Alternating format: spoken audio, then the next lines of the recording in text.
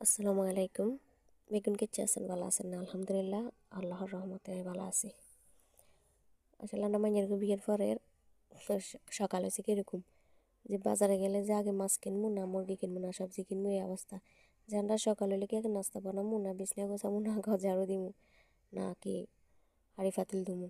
এখন আমরাও সেম অবস্থা হয়েছে যে সকাল হয় আগে কোনটা করবো না কি ছেলে মেয়েরা স্কুলে পাঠামো। আসলে কিছু কথা আপনাদের লগে শেয়ার করা।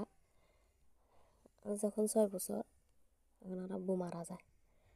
এমন একটা সময় আব্বু মারা যায়, আম্মু তখন অসহায়ের মতো।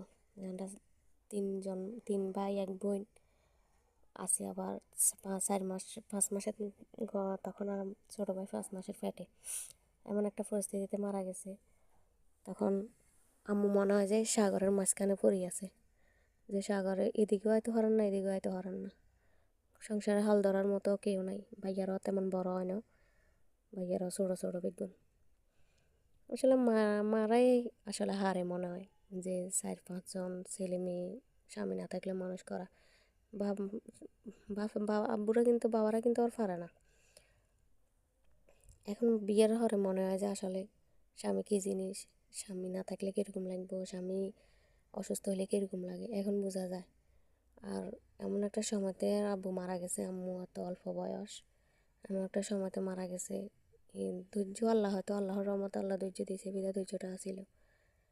নাহলে এই অবস্থা মানে আসলে 4-5 জন ছেলে মেয়ে রাখি মারা যাওয়া, মনে হয় না যে বাপের হইলে এটা হাঁটতো।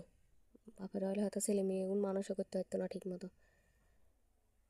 আবার অনেকে দেখা যায় যে মায় কষ্ট করে 4-5 জন ছেলে মেয়ে মানুষ করে, কিন্তু ওই ছেলে মেয়েরা আবার কিন্তু মা একজনের খাওয়াইতে পারে না, মা একজনে কিন্তু হারে, কিন্তু মা একজনের হারে না।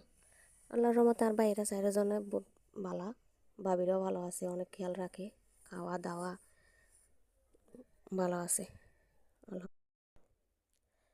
আসলে পরিস্থিতি এমনই দাঁড়ায় যে কিছু করার নাই, মানি লইতে হয়। মারা কোনোদিন আসলে শরমেও কন যায় না যে মা কীভাবে ধৈর্য দিচ্ছেন, কেমনে হাঁটছেন আপনি, কেমনে আপনার পক্ষে মনে হয় সম্ভব হয়েছে, আন্ডলে মনে হাঁটতেন না মা। আসলে মারা কোনোদিন কোয়া হয় না সামনাসামনি। হয়তো মাও শুনবো কোনো এক সময়, হয়তো ভিডিওতে মাও দেখবো। যদি দেখে থাকে মারা অনেক ভালোবাসে, আই লাভ ইউ মা। অল্প বয়সে বাপ মারা যাওয়া বাবারে হারাই আপনি কেমনে ধৈর্য ধরে মানুষ করছেন, এটা আপনারা স্যালুট জানাই আম্মা। ঠিক আছে, আল্লাহ হাফেজ।